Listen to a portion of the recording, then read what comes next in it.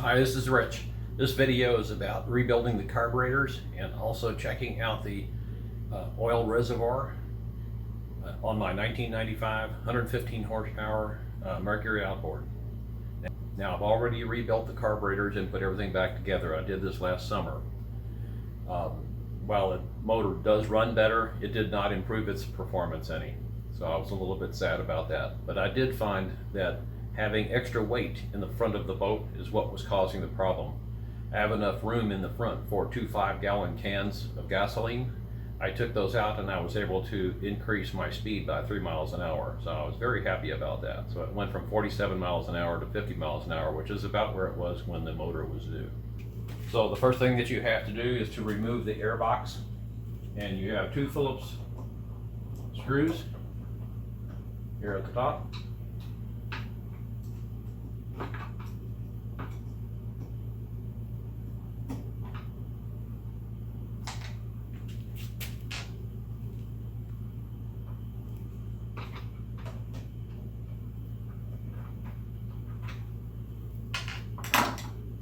And then you have 6 5/16 screws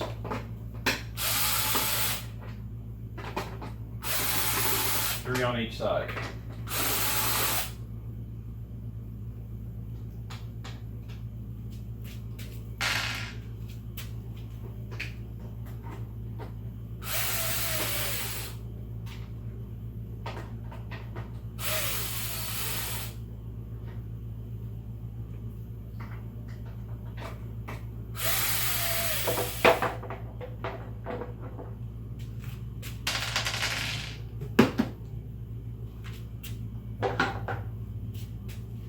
Now mine has been serviced by the shop that I bought the motor from, and there's supposed to be a gasket in the bottom here that I don't know if it didn't get included when the motor was being built, or more likely that the shop where I bought the boat from removed that gasket for some reason, or it fell off and they did not replace it, so I had to order that and replace that.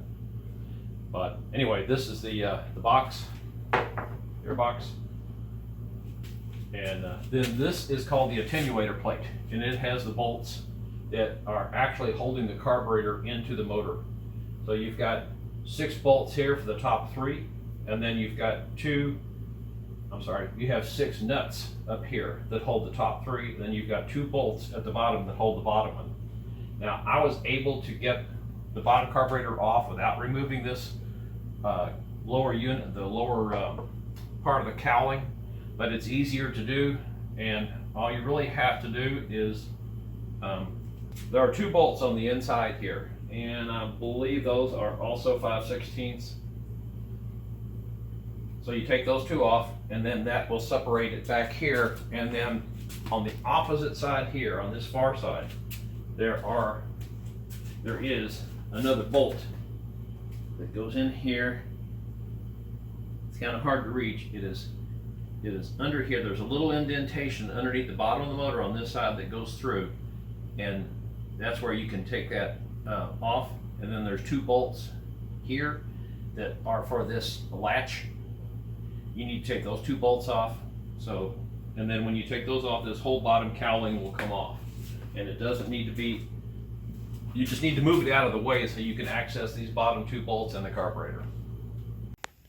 So we're on the back side of the motor, and these are the 2 bolts right there in the middle that will split the halves of the lower cowling.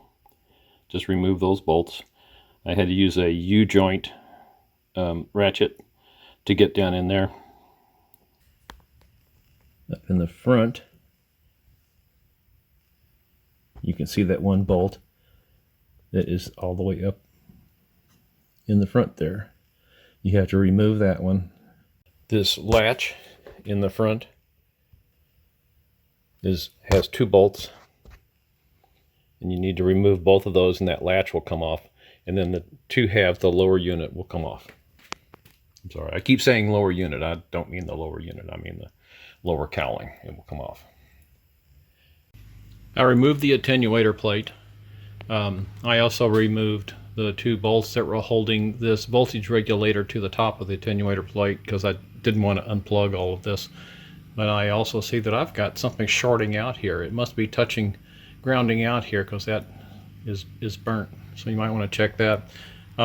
This has the 4 carburetors. On the other side of the attenuator plate, there's a nut, 2 nuts for each carburetor. And on mine, sometimes the gasket came off and sometimes it didn't. On the bottom one, there's 2 bolts. Now you won't be able to take those 2 bolts out until you take the attenuator plate off. So they just kind of sit there loose, and then once you get the attenuator plate off, and then you can take those out.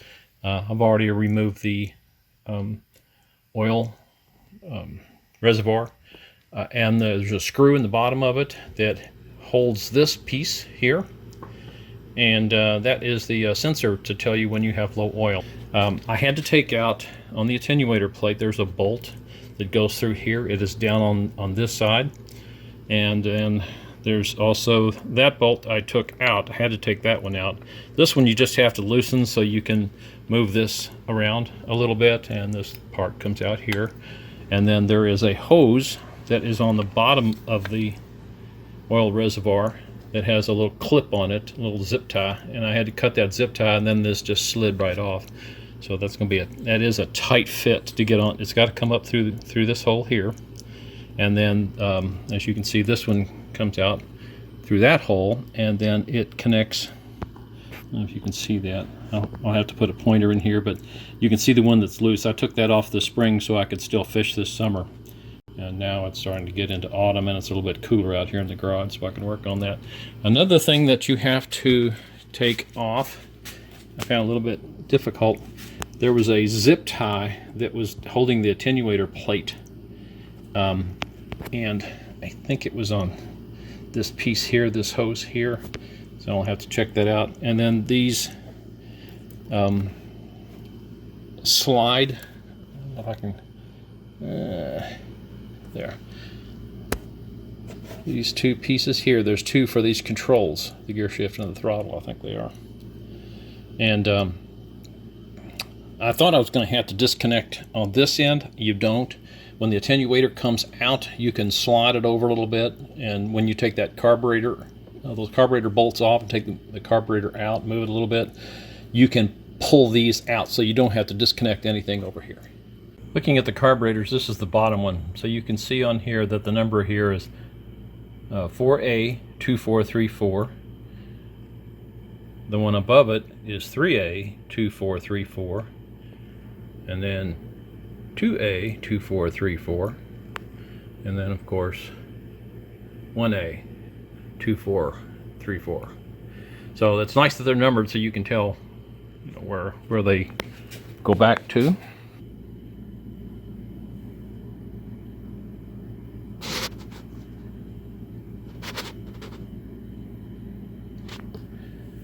Probably since I've got this thing apart. I don't know if the owner's manual ever said anything about replacing this. I've had this engine for quite some time, although it does not have a lot of hours on it. But I think I may just go ahead and replace that fuel line as well, since I'm in here. And I'm going to get some carb kits for these and replace those.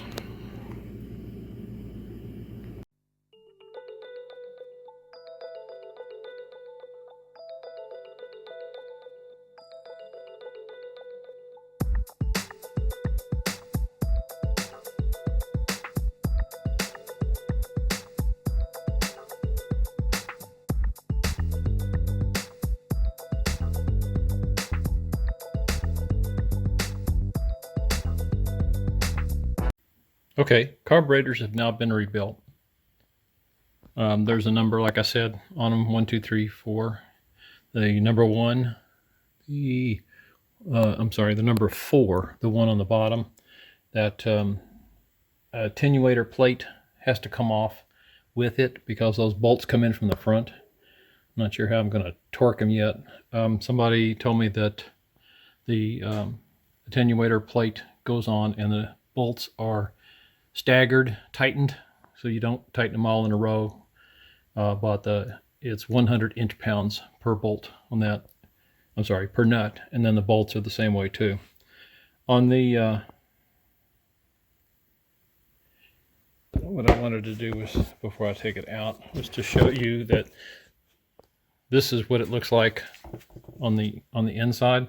As I said, this plugs up into the bottom in that area here forward, and then there's just two connections back here, and one on this one is a blue wire and a green wire, and I think on the new one it's just two blue ones. Yeah, it's just two blue ones on the new one, and it's connects into two blue ones down here, I think. Yeah, you can see that there's a blue and a blue side by side down there, and it connects to those two. And the bottom of the oil reservoir, there's just a tube plug on there with a zip tie on it, and I've replaced that just since I'm in here, and that's that clear tube here.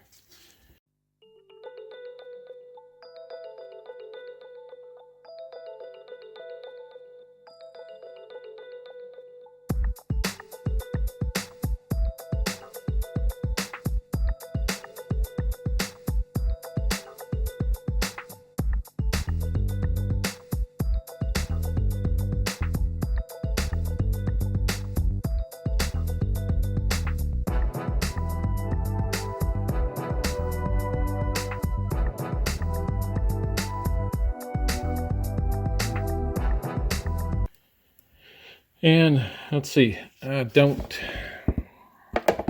was a bugger to get that attenuator plate off, and there's of course the 6 bolts that hold it on here, 2 for each carburetor, and then there's 1 bolt that holds this oil reservoir on this end. It goes in this hole, and that will connect into the side of the attenuator plate over there.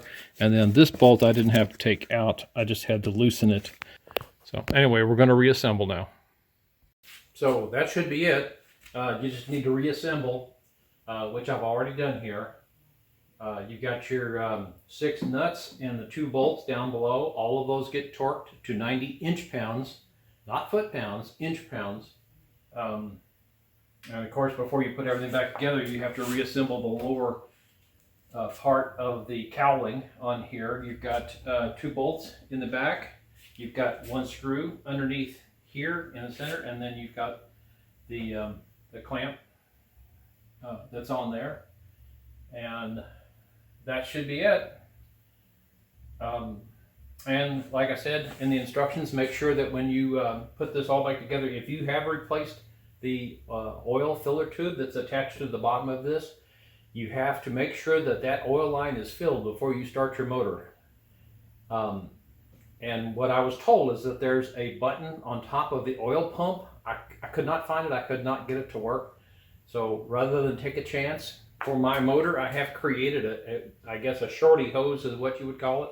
This is the part that would normally be on the front of the outboard, so that I can connect a fuel line to it here like this, and then put something underneath to catch the fuel. I mixed 2-stroke oil into the gas tank, and put the oil into the tank, and then put about 3 or 4 gallons of gasoline in on top of that, and then I hooked this to my fuel line and pumped enough gasoline out until I could see the 2-stroke mix coming out with it. And before that, I'm sorry, at that point what I had done is I disconnected the kill switch up there in the front, so that I could crank the motor and keep an eye on the fuel line, the oil line that's on there on the other side of this, on the pump on the other side, so until I could see the oil coming through the line and going up into the oil pump at that point. And then started the motor up, put the kill switch back on, started the motor up, everything was fine. It ran fine, and as I said earlier, it idled better, but there wasn't any top-end performance improvement on that. My carburetors were really not very dirty at all. There was very, very little on the inside. And if you want to continue on, I'm going to go ahead and talk more about this oil reservoir on here, the style that I have, and why I have to, if I wanted to correct the problem, I have to replace the entire tank. If your alarm is not a constant one, then you're okay. You don't need to go ahead and change the tank or anything. You're good until whenever it does happen. So now we'll continue on with the oil reservoir portion.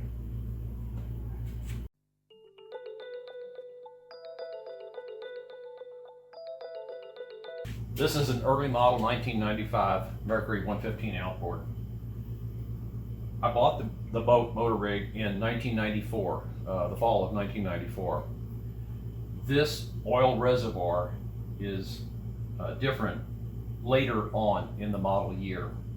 It does not have this little latch type device for putting in the oil.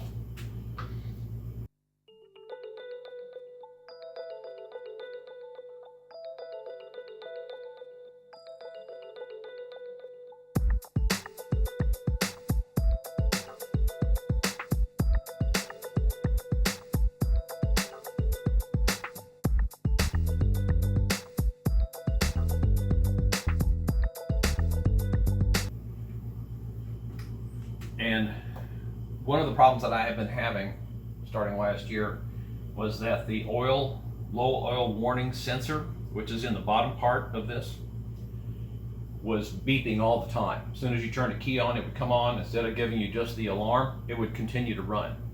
And the reason for that is, and I found this out later on, is that this piece at the bottom is a magnetic unit. There's a little float that is up here. It only comes up about the top, I guess maybe 2, maybe 3 inches from the bottom.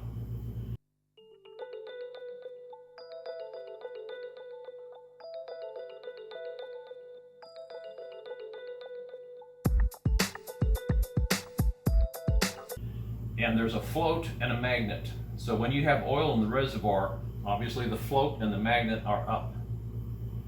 When there is no oil in the reservoir, the float sinks down lower and lower until it goes on top of a post. The magnet that is on that float then comes in contact with the sending unit, and it closes the sending unit and the alarm goes off. What has happened is that the glue that holds the magnet to the bottom of the float on there comes loose. So the magnet drops down and it stays on top of that sending unit. So the alarm stays on all the time. There are some repairs out there on videos that will tell you that all you need to do is to get down into the unit here, into this reservoir, and on the top of that unit there's like a little clip, like you see sometimes on a kid's bike or whatever, or wagon, that'll have an axle that has just like a little clip that is forced on the top of that to hold that on. That's all that's on there. It's a little open up clip, and you can use some long pliers or some way to grab that, and you can just pull that off. And then you can use a magnet to fish it out of the tank here, and then the float will come off and the magnet will come off.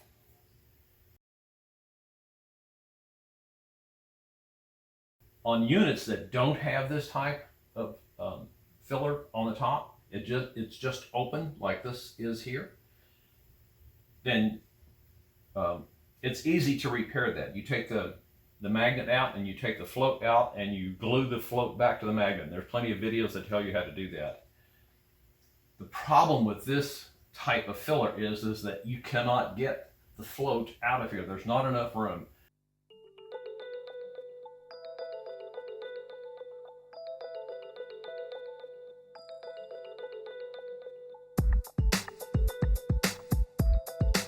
I damaged my float getting it out, and there's no way to repair it, and there's no way to get it back inside. And what I've been able to find is the only way that you can actually repair it for this kind of filler is to replace the entire tank. And I have found a few of those still available for around $150. I have toyed with the idea of taking off this tank and just cutting this through, or maybe even going in from the bottom and cutting out that sending unit and repairing it and then somehow gluing it back. But for now, I've decided not to do that. Let me show you the parts. So this is the sending unit, and I did purchase a new one. This is the little sending unit that'll sit in the bottom of the tray. And if you want to test yours, all you have to do is put your multimeter on the probes here, and then put a magnet close to this. If you put the magnet on there, it should close and you'll have continuity. You move the magnet away and you don't have continuity, and this will be open again. So if you can test that, if you want to take it out, and if you test that, and that's what you're getting, opening and closing by putting the magnet close to it, then your sending unit is okay. If that's not the case, then maybe a new sending unit is for you, and you can just go ahead and purchase it. Hopefully that's showing up. Anyway, it's part 87 12886A6 switch assembly. So, found the magnet.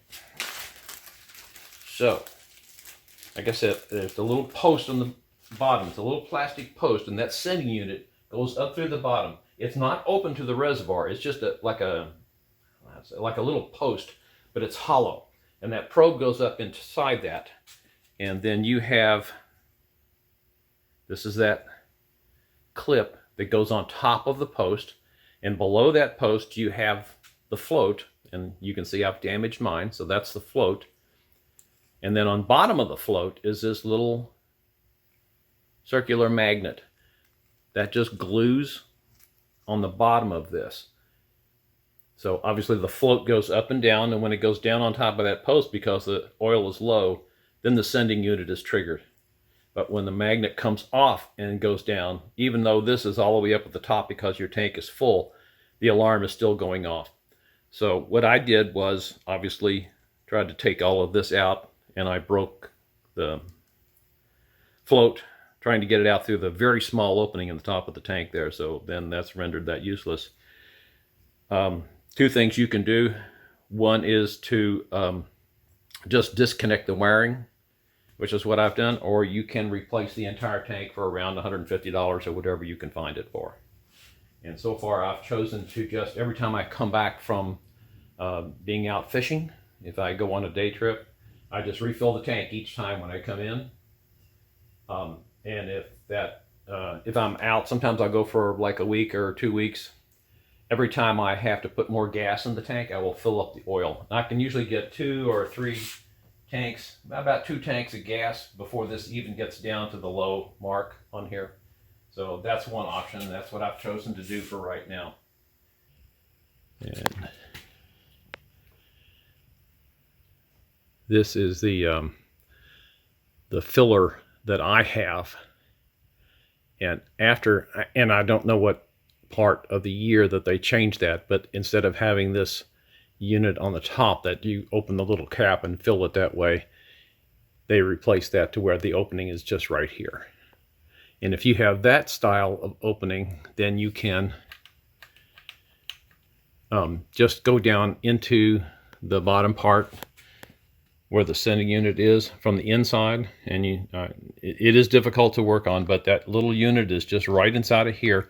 If you can work your way in there, I think there's videos to get down there that show you how to do this. But anyway, it's just those little parts that are down in here, and you can fish those out, re-glue the magnet, the little circular magnet, to the cork, and put all that back down in there again.